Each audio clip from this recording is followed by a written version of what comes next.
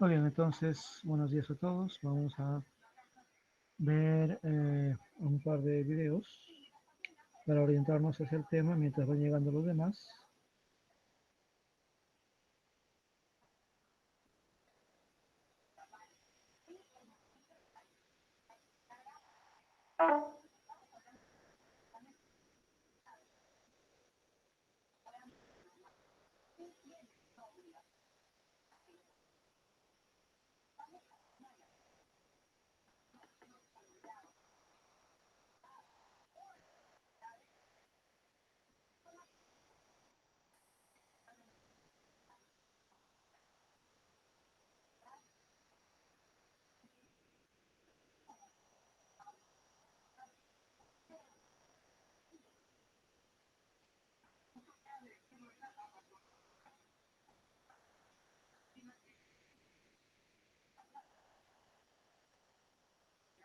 Bien, entonces vamos a ver aquí el EduBlog. Un momentito mientras va cargando.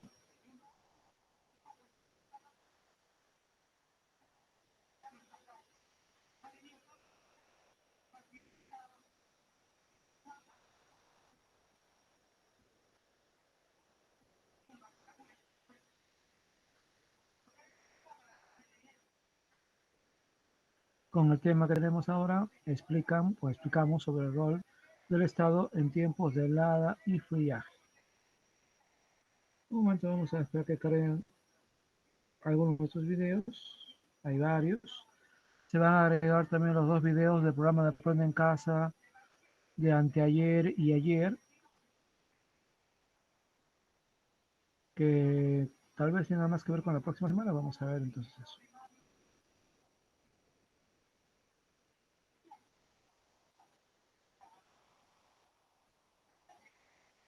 Un momentito, por favor, esperemos a que carguen los videos.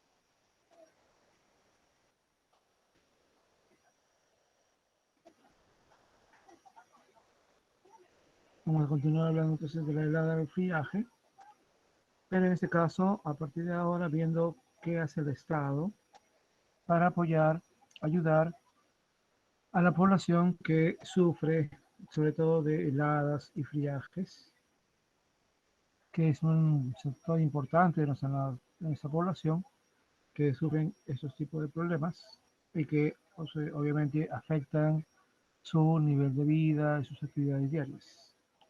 Un primer elemento que se trata en la actividad es lo que se llama el estado de emergencia, que en situaciones muy graves se establece, ¿no? Por ejemplo, con el COVID, desde el principio siempre hemos estado en estado de emergencia, justamente porque la pandemia y todo lo que implicó eh, ha significado una serie de esfuerzos necesarios para enfrentar ese problema y implica también algunos derechos que son suspendidos para poder actuar contra la situación negativa, ¿no? Entonces, en la actividad se habla del estado de emergencia y, por supuesto, cuando hay una helada o un friaje, puede también establecerse un estado de emergencia en algunas zonas que son afectadas, justamente para poder actuar mejor ante esas circunstancias. Y luego también acá hay otro video sobre cómo prepararse para enfrentar las heladas y hay otro más. Vamos a ver el primero.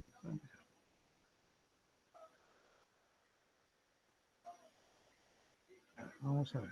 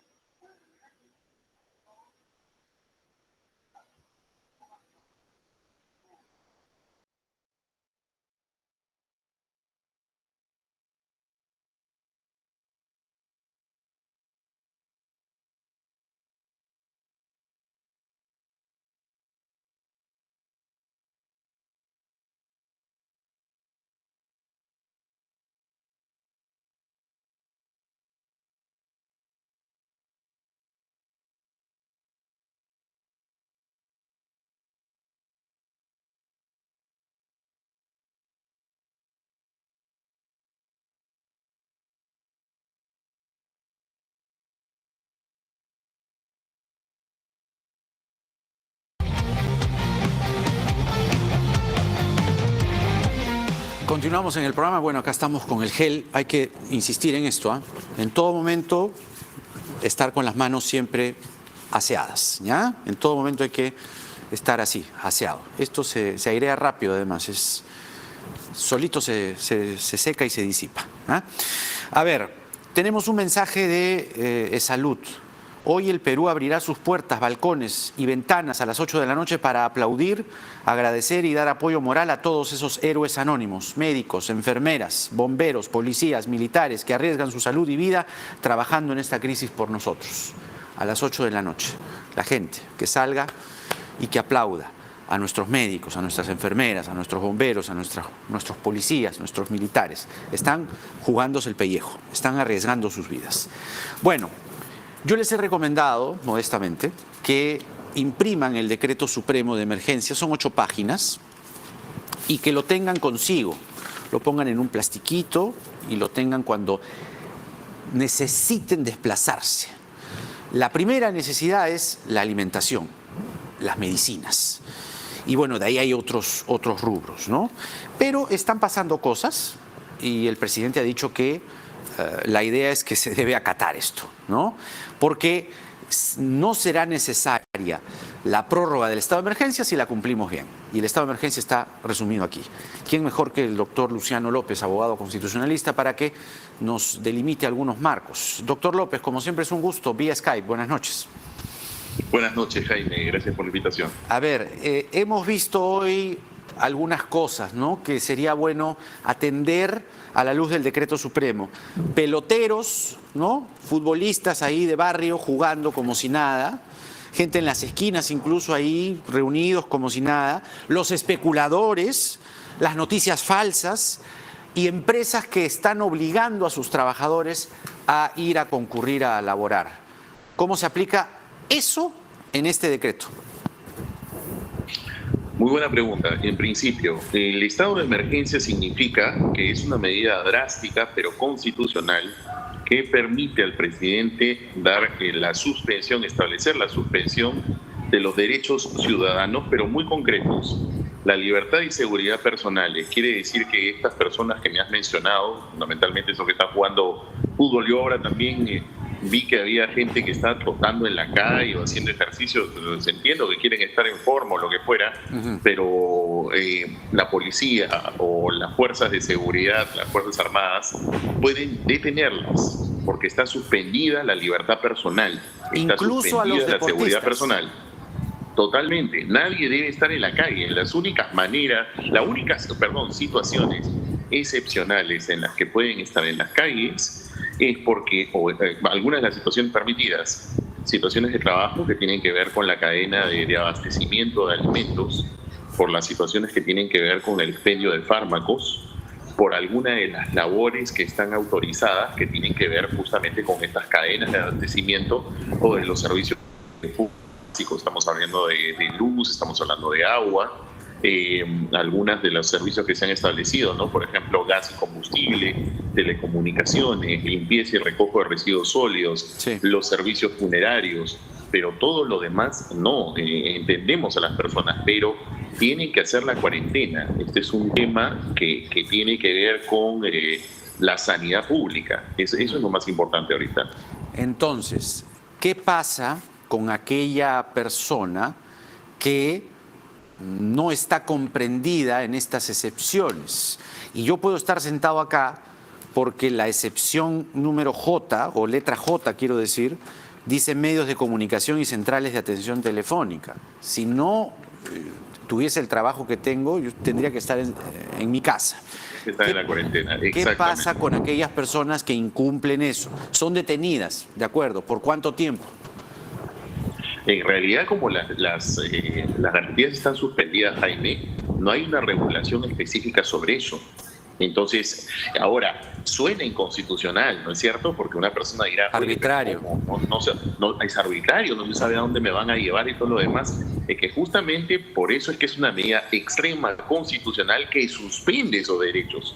Sí es cierto que lo más adecuado correspondería a que el Ministerio de Defensa, en este caso que es el encargado de ver la parte de lo que corresponde a las Fuerzas Armadas, o el Ministerio del Interior, dicten algunas normas que sean un poco más claras sobre eso. Pero técnicamente, desde el momento en el que el presidente dictó el estado de emergencia, estas personas pueden ser detenidas. Pueden ser detenidas, pues lo lógico, el sentido común nos aconseja a que debiesen ser conducidas de sus domicilios. Han existido ya declaraciones del del ministro de Defensa, que ha señalado que van a ser confinadas en un cuartel por 24 horas.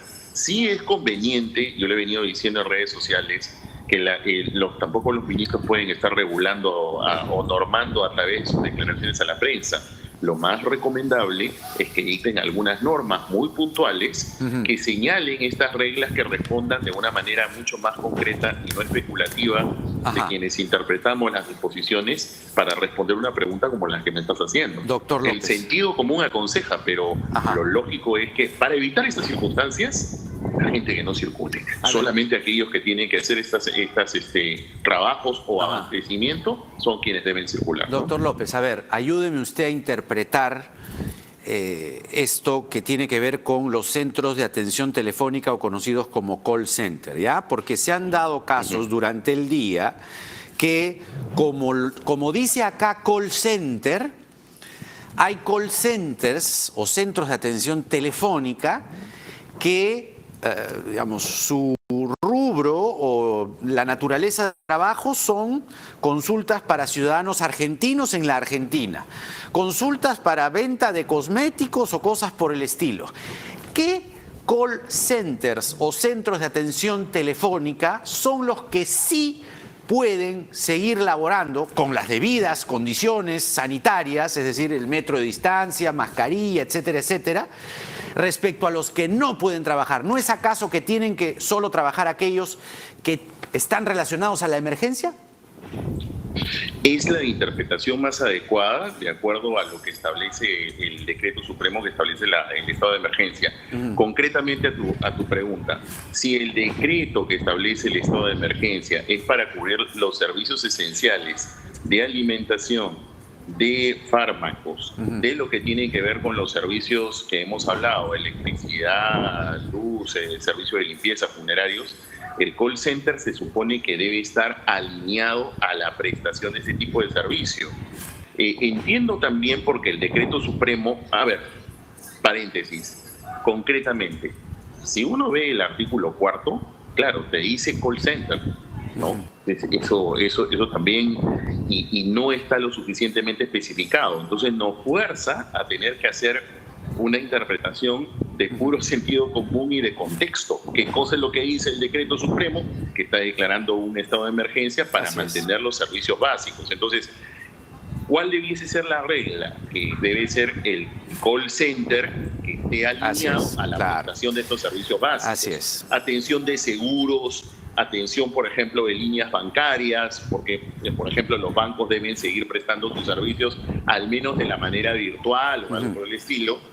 Pero, ¿qué es lo recomendable? Que se dicte una normativa que pueda aclarar este tema. Porque sí es cierto que uno revisa el artículo 4 y el artículo 4 dice 4.1, durante la vigencia del estado de emergencia y la cuarentena, las personas únicamente pueden circular por las vías para los siguientes bienes esenciales. Y luego dice medios de comunicación y centrales de atención telefónica, call center, y no dice más. Bien. Claro, vuelvo a repetir, el contexto nos dice es para estos servicios básicos, pero si es laxo, muchas veces para evitar abusos, lo correcto es normar. Muy bien, doctor Luciano López.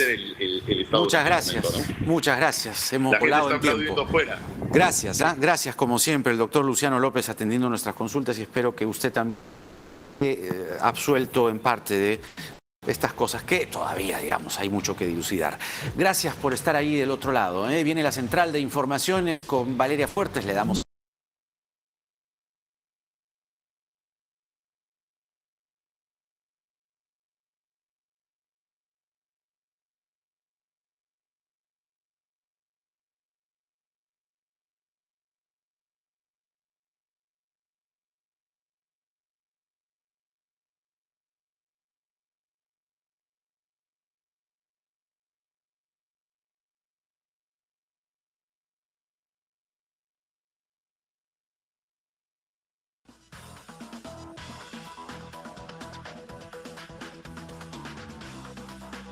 Estamos con María Arroyo, que es profesora de SAM, para ver justamente este tema. ¿Cómo se prepara el Perú para enfrentar el friaje? María Moyo, ¿cómo está? ¿Qué tal? Bien, qué gusto, Carlos. Nos estamos preparando verdaderamente porque, como hablábamos con el corresponsal de Arequipa, que hablaba de la lamentable muerte de más de 1000 cabezas de alpaca en las zonas altas de Arequipa, es una situación que se repite todos los años, ¿no? Y todos los años se hablan de las supuestas soluciones, como los abrigos, el forraje, temas veterinarios para fortalecer al ganado e incluso abrigar a las personas, pero siempre hablamos de muertes, de decesos, de zonas no atendidas, ¿no? Sí, efectivamente, buenas tardes. Nosotros, como parte de un proceso de gestión del territorio, tenemos que entender un poco que la intervención en cada territorio no puede ser igual, porque nosotros tenemos distintos territorios con distintas características climáticas. En primer lugar, nosotros en esta época, desde junio hasta septiembre, vamos a tener una característica propia para la zona de selva, que es el friaje. El friaje. ¿No? Y las temas de heladas para la sierra. Entonces, y también se pegan a la costa, ¿no? Las heladas. Entonces, la idea es entender qué hacer en cada uno de los fenómenos y en cada característica territorial, ¿no? Entonces, un tema importante que a mí me parece que el país ha empezado a tomar con bastante seriedad es haber elaborado por primera vez un plan nacional multisectorial para enfrentar las heladas y el friaje. Y que este plan no es un plan del corto plazo, sino del 2019 al 2021, y que tiene un enfoque multisectorial. Ha sido lanzado a través de distintos eventos en varios departamentos en el país por distintos ministros, porque justamente cada ministerio tiene que hacer una acción concentrada en ciertos territorios. Entonces, desde esa perspectiva... ¿Esto se ha hecho con metas medibles? O Están sea, al haciéndolo... 2020 tengo que llegar hasta aquí, al 2021 hasta acá. Están fraccionando un número de metas por año, Correcto. ¿no? Pero la idea es entender que probablemente estas metas son mucho menores que la gran cantidad de población a la que hay que atender y el fenómeno al que hay que ir entendiendo como producto del cambio climático también. Entonces, primero veamos, por ejemplo, que estamos hablando de intervenciones articuladas, que es algo que cambia en el discurso de la política. Correcto. ¿No? Cambia el enfoque de hablar desde mi visión como Ministerio de Salud o Ministerio del Desarrollo Social o Ministerio de Vivienda, a hablar con una acción concertada como todos los ministerios en un solo territorio, con un solo análisis de riesgo a partir de un mapa climático. Porque además a veces se superponían, se gastaban recursos en actividades que ya un ministerio estaba haciendo y lo hacía el otro. O sea, había que organizar primero el asunto, ¿no? Ese es un esfuerzo que yo creo que hay que saludar en el gobierno, ¿no? Se ha tomado un espacio para hacer este plan y para articular distintas miradas y enfoques y perspectivas y entender, por ejemplo, que la atención de la familia no solamente es frazadas o alimentos, y que eso es temporal y es atención de la emergencia. Lo que hay que entender es el antes, que es la prevención. Y lo otro que involucra también este modelo muy importante es que no solamente se concentra en acciones articuladas, sino también en acciones sostenibles. Por ejemplo, hemos dado un gran paso de ir desde las frazadas y de los alimentos a entender, por ejemplo, que necesitamos casas con confort térmico. Correcto. Y ese confort térmico significa que nosotros podamos, a través de condiciones térmicas, elevar entre 10 y 15 grados la temperatura, porque es más o menos ese nivel de temperatura que es el que baja en la temporada de helada o en el friaje. Entonces, a distinto tipo de condiciones de disponibilidad de materiales, por ejemplo, el Ministerio de Vivienda tiene dos tipologías de vivienda con confort térmico, uno con ladrillo y otro con adobe. Y son tecnologías que ya se han validado y se han ensayado como producto del conocimiento y de la investigación. Pero también tiene el MIDIS otra tecnología que también está validando. Y la idea es que el gobierno a nivel nacional ha dividido el país de qué manera focalizar la intervención.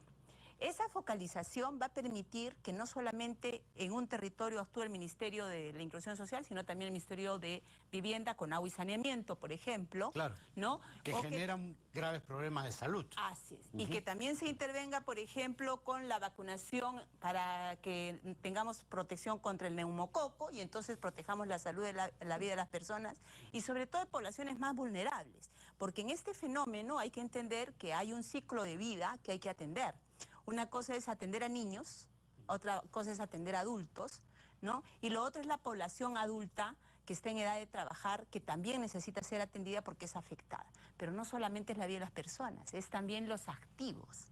Los activos de la gente, que usted decía, por ejemplo, qué hacer desde un enfoque preventivo para poder proteger la producción agrícola.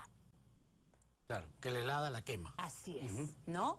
Ahí produce un estrés a nivel de las plantas y estas heladas hacen inviable cualquier sistema productivo, pero también tenemos la muerte de los animales por falta de cobertizos, por ejemplo, ¿no? Entonces, o sea, ¿de qué manera garantizamos que se construya infraestructura que de manera sostenida le va a servir a la familia y se va a convertir en un activo? Eso es parte de una acción multisectorial. Yo saludo esa propuesta que hay en el plan. Yo he revisado con bastante detenimiento el plan. Yo soy una especialista en planificación y en desarrollo territorial y además soy una experta en todo lo que es gestión de riesgo de desastres. Y vengo abogando porque se haga un uso correcto de lo que es el conocimiento científico para la toma de decisiones en política pública. Entonces, los mapas climáticos, por ejemplo, nos han dado ya una idea de dónde van a ser los fenómenos que van a ocurrir, en qué departamentos, en qué provincias, en qué distritos. ¿Cuáles son los que se han priorizado? O sea, los de la zona de la sierra. Los de la zona de la sierra, por ejemplo, Puno. Puno es uno de los departamentos... ¿están garantizados los recursos, por ejemplo? Porque todo esto cuesta, ¿no? Hay un plan que plantea un presupuesto de 230 millones, por ejemplo, en este presupuesto, ¿no? Y que yo considero que no necesariamente va a ser suficiente. Considero que no va a ser suficiente. Sin embargo, es gradual el proceso. Y hablo de sostenibilidad, ¿por qué? Porque creo que si vamos pensando en prevención, si este año se construyen, por ejemplo, 50.000 casas, esas casas ya van a servir no solo para esta temporada, sino para la siguiente. Claro, eso es un problema que se soluciona Así es. en el tiempo. Y podríamos ir sistema acumulativo, cerrando la brecha que tienen muchas familias del Ande, por ejemplo, o de la selva peruana, y que no tienen este sistema de protección vital. Eso por el lado de las casas, pero por el otro lado es el tema de los cobertizos. Claro, Nosotros tenemos Huancavelica, tenemos Ayacucho, tenemos la Sierra de Arequipa, tenemos la Sierra de Puno, donde nuestras familias, sus activos principales están en la ganadería que está por encima de 3.500 metros sobre el nivel del mar.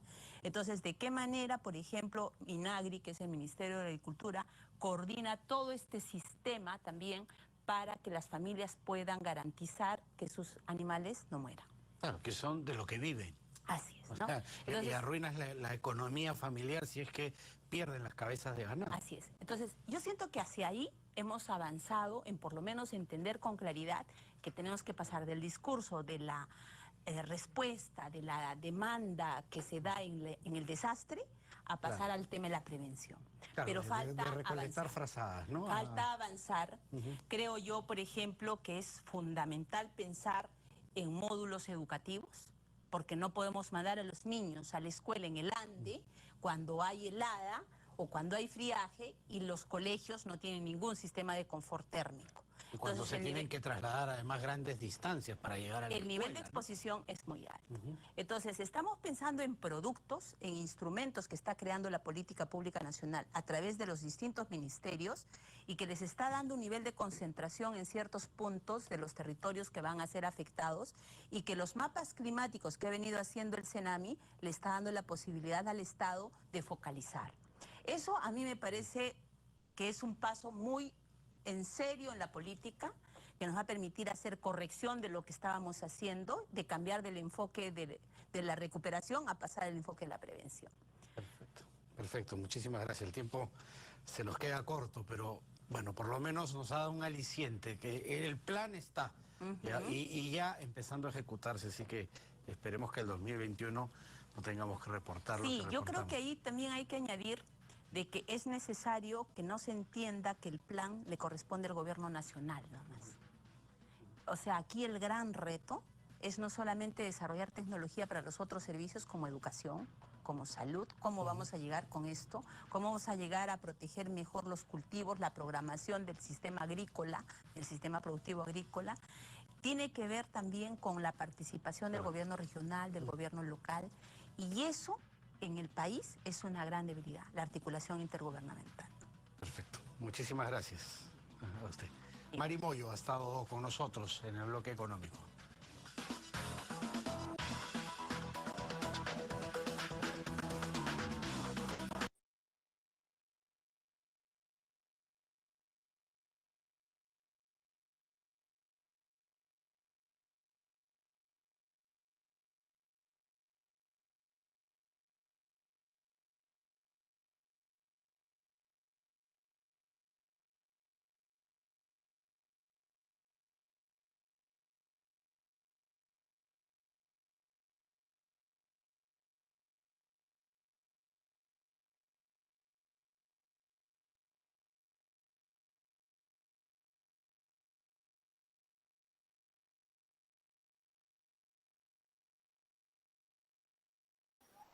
Bien, entonces los dos videos nos están hablando de aspectos que vamos a ver en la actividad. Sobre todo el segundo, cómo el Estado toma medidas, cosa que es el tema de esta semana. Y hay un par de videos más que ya por cuestión de tiempo no vamos a ver, donde inclusive se ponen otras sugerencias. Uno es un video educativo de Minagri y otro más bien es una muestra de una casa construida por la Universidad Católica que se supone es adecuada para las zonas altoandinas y que puede generar más calor que una casa normal que ellos usan, justamente uno de los problemas que ellos sufren cuando hay friaje, ¿no? Pero cuando hay heladas. Bien, entonces, vamos a ir viendo la actividad para ir explicándola con más detalle.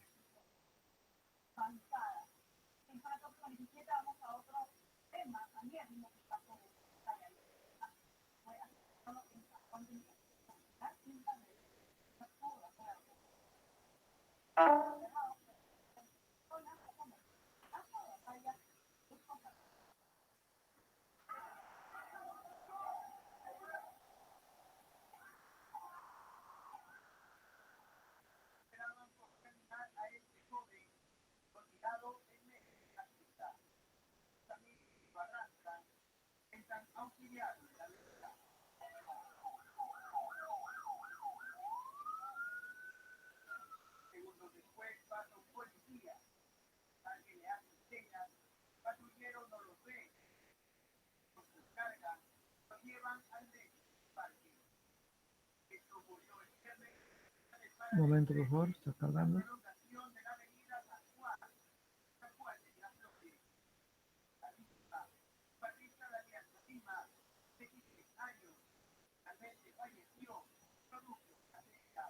Bien, entonces, tenemos aquí una serie de fuentes que nos están hablando justamente de cómo el Estado interviene para apoyar a la población que sufre heladas y friaje.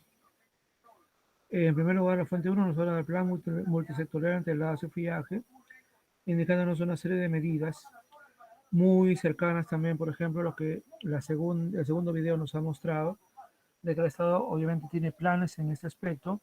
Se sabe más o menos que en esta época, justo cuando estamos sacando de septiembre, acaba el periodo de heladas. Se sabe, ya lo vimos también la semana pasada, ¿no?, qué regiones del país sufren tanto heladas como friaje. De tal manera que el CENAMI también puede, con cierto tiempo, poder indicar cuándo van a llegar esos fenómenos naturales. Y obviamente eso implica que podemos estar preparados, como mencionaba acá, ¿no?, con campañas de prevención y acción ante heladas y friaje. Como también vimos en el video, en el segundo video, ese tipo de acciones no lo realiza un ministerio nada más, sino que es intersectorial, es decir, se coordinan varios ministerios para dar medidas en conjunto, como debe ser cuando hay un problema. Y aquí se ven algunos de ellos, ¿no?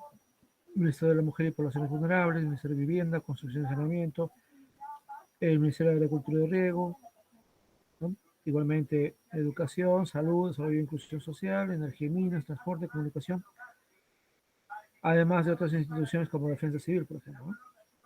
Entonces siempre es una actividad coordinada, ¿no? No es que cada ministerio hace lo que quiere, sino que todos trabajan en conjunto con los gobiernos regionales y locales y de esa manera esas campañas pueden tener mayor éxito. De ahí que la primera pregunta dice, ¿cuál es la finalidad que tiene el Estado frente al problema de las heladas y friaje?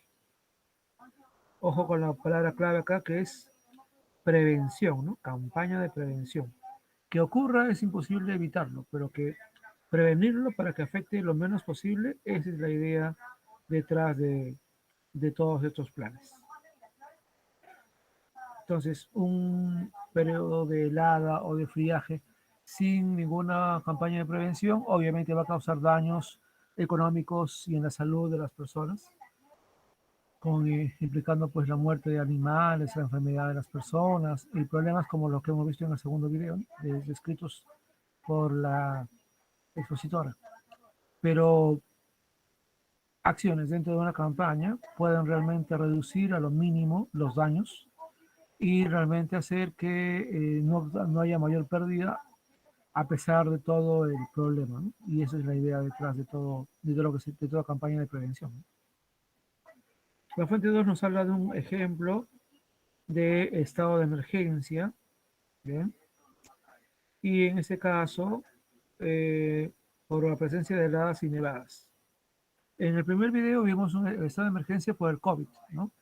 Y fue obviamente a nivel nacional con la reducción de algunos derechos o la limitación de algunos derechos para que la policía y el ejército pudieran evitar que salgamos a la calle y propaguemos el COVID, ¿no? Obviamente ahí se redujeron o se limitaron a unos derechos nuestros justamente por un bien mayor, ¿no? Que es la salud pública. Pues bien, algo parecido se hace en regiones donde hay heladas, y en este caso se habla de nevadas, ¿no? Heladas y nevadas, ¿no? Y mencionan acá los casos, ¿no? Las regiones que en el año 2018, porque esto es algo que ocurre en el año 2018, justamente para poder ayudar de la mejor manera en los 55 distritos, 27 provincias y 11 regiones afectadas en este año. Por acá ustedes deben buscar el artículo 137 de nuestra Constitución y describir o definir qué es el estado de emergencia. Si ustedes tienen una Constitución, no hay ningún problema. Si no lo tienen, simplemente pongan en Google Constitución Política del Perú y lo van a poder encontrar en su versión online para resumir qué cosa es el estado de emergencia. En la fuente 3 nos hablan aquí de acciones inmediatas y efectivas del Estado. Y parece que está muy parecido a la noticia anterior, ¿no? A las 11 regiones. Y en este caso es otro momento porque nos habla de la gripe de influencia H1N1, ¿no? En este caso tiene la vacunación contra la neumonía por la influencia y la neumonía. Y hablan pues justamente de acciones como plan de prevención por la baja de temperaturas y en este caso vacunación masiva de niños, ¿no? Además de distribución de kits escolares y una diversidad de cosas, ¿no? Kits también para más de 700.000 camélidos y ovinos, justamente para que no mueran por el frío. Y ayudas diferentes, ¿no? Acá se el programa nacional Haku Wiñay para entregar bidones, teteras y cocinas a las familias en situación de vulneración. Además, accesorios de cocina, mi abrigo. Esto está muy parecido, por ejemplo, a lo que vimos en el segundo video, donde se indicaban medidas del Estado para apoyar a las zonas que sufrían friaje, ¿no? Perdón, las heladas. Y en este caso, creo que en el video se mencionaba, ¿no? La entrega de frazadas, la entrega de forraje, la ayuda para crear cercos para los animales, más bien para que estén ahí calientes, ¿no? Y no mueran de frío, ¿no? Entonces, todo ese tipo de ayudas, ¿no? Además, dice acá también equipamiento de casitas calientes, que son un tipo de casas que se han creado justamente para maximizar el calor y que son obviamente muy diferentes de las casas tradicionales que tienen allá y que ese tipo de casas mejoradas pueden ayudar realmente a que la familia pues se sienta bien a pesar de la baja de la temperatura. Por cierto, hay que decir que este tipo de casitas o casas han sido trabajo de varias universidades, ¿no? En el video, hay un video ahí que en el blog que les mostré también de un proyecto de casas de ese tipo y en las que trabaja la Universidad Católica para maximizar el calor de la cocina de tal manera que se caliente toda la casa, ¿no? Y obviamente eso ayudaría a soportar mejor la helada. También recuerdo, pero no en este caso, sino otro tipo de casa que también tal vez se relaciona también un poco con esto y que tiene que ver con otro problema, ¿no? En el sentido de que las casas tradicionales de zonas rurales son muy chicas y usualmente tenían o tienen la cocina, cocinan muchas veces a leña en la misma, ¿no? Obviamente en la misma casa y el usar la leña genera pues bastante humo, de tal manera que a veces las personas respiraban sin quererlo mucho humo, lo cual es negativo para ellos, ¿no? Y recuerdo un proyecto de la Universidad Católica que creó un tipo de casa donde la cocina estaba un poco más hacia afuera y donde además había paneles solares incluidos, con lo cual podían tener inclusive energía eléctrica y podían ya no estar contaminándose con el humo. Es decir, hay que indicar entonces que aquí que las universidades y también en cooperación con los ministerios proponen a muchas familias un tipo de casa mejorada, que es muy parecida al estilo de casa que ellos tienen, ¿ya? Pero que es mejorada justamente para mejorar su nivel de vida. Entonces acá se menciona las diferentes cosas que han entregado los ministerios. Por ejemplo, acá el Ministerio de la Mujer y Poblaciones Vulnerables entrega más de 100.000 kits de abrigo. Entonces, todo acá vemos, obviamente todo ese es dinero del Estado con nuestros impuestos, justamente para ayudar a los que menos tienen y a los que más lo necesitan. Y en base a esto, ustedes pueden y deben completar aquí, ¿ya?, qué han hecho los diferentes ministerios y instituciones para apoyar ante este contexto de esta situación. Identifican leyendo cada aspecto y van indicando acá qué han hecho, qué acciones han desarrollado cada institución del Estado. Luego viene la fuente 3, donde el Ministerio de Salud recomienda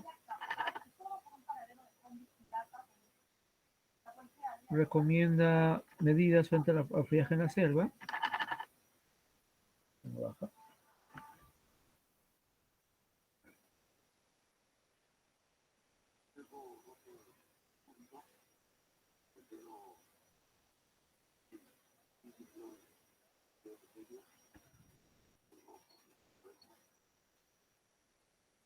Por favor, que me he perdido. Voy a avanzar. Ya.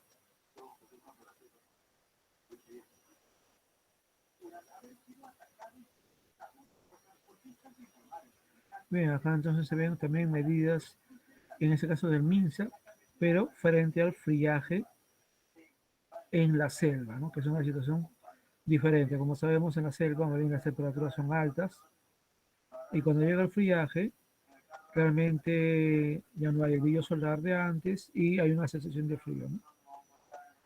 Algo para lo cual, por supuesto, la gente de la selva no está acostumbrado.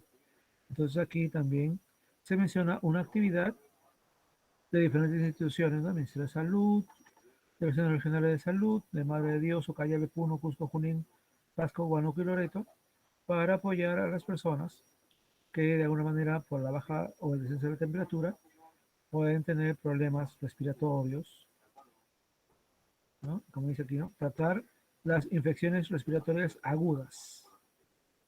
Y acá se dan las recomendaciones a la población de la selva frente a este problema, ¿no? Que es algo que, por ejemplo, nosotros conocemos si hemos tenido la oportunidad de viajar a la sierra o acá en Lima, ¿no? Cuando hace frío hacemos esto, ¿no? Y bueno, te preguntan, ¿no?, ¿por qué el MISA hace estas recomendaciones? ¿no? Creo que la respuesta es evidente, ¿no? Finalmente, el reto, ¿no? Elaborar una propuesta de acción para que la aceleración de viaje no afecte a las familias y su economía. Tomando en cuenta todo lo que hemos leído, ¿qué otra propuesta de acción podemos proponer frente a las heladas en las zonas altoandinas y el friaje en la selva? ¿Qué se puede hacer adicionalmente a lo que ya hemos leído para apoyar a la población que vive en esas zonas y puede sufrir estos problemas? Muy bien, estamos justo en la hora. Quería preguntar si hay alguna duda.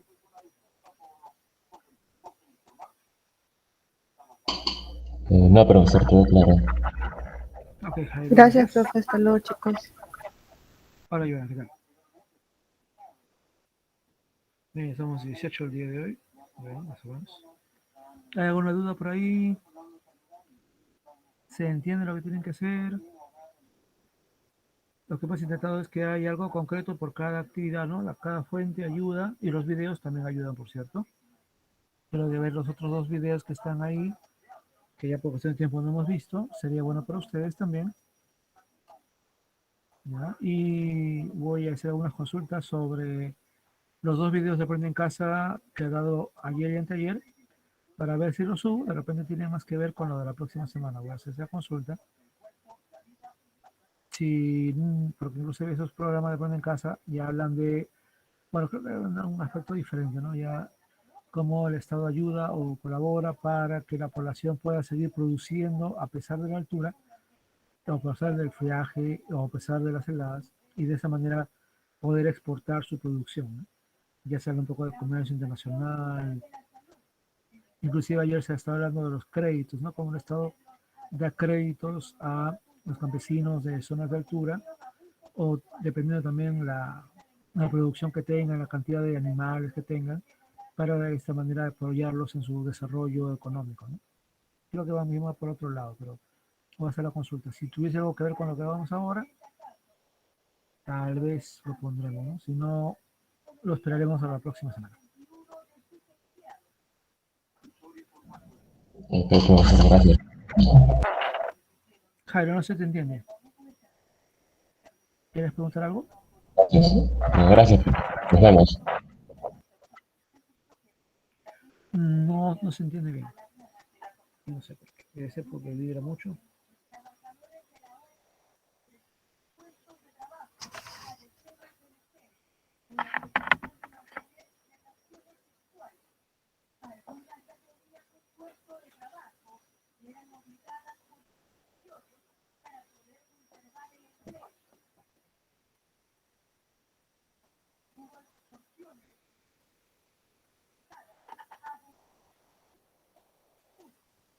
Bueno, si no hay mayores dudas, entonces vamos acabando el día de hoy.